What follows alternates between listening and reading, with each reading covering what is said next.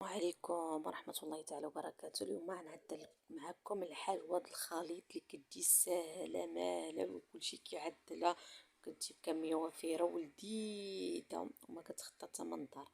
البداية ان شاء الله مع كاس د السكر، واحد بيضة، كنخلطوهم مع بعضهم حتى كيذوب السكر. اما نستعملو الخلاط ولا نستعملو يدنا. بعد كنزيدو كاس ديال الزيت، كاس ديال العنبة طبيعة الحال اللي ما كيخطى حتى من الدار. بعد كنزيدو 200 غرام ديال الزبدة مذوبة، الزبدة ديال الحلوى، وكنخلطو كلشي مزيان. انا استعملت يديه، كاينه شي احسن من اليد.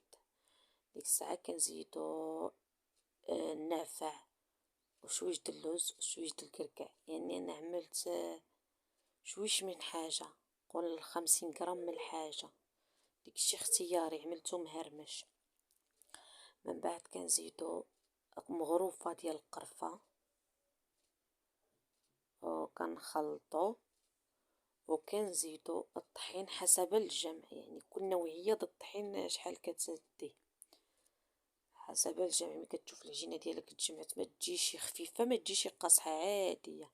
وكنعملو نص خميره ديال الحلوى. ديك الساعه كنطلقوا العجينه بحال هذا الشكل هذا في الميكا باش ما تلصقناش، وكنرشموها الرشمه على حسب الاختيار ديالك، دورها طويله على حسب الرشمه.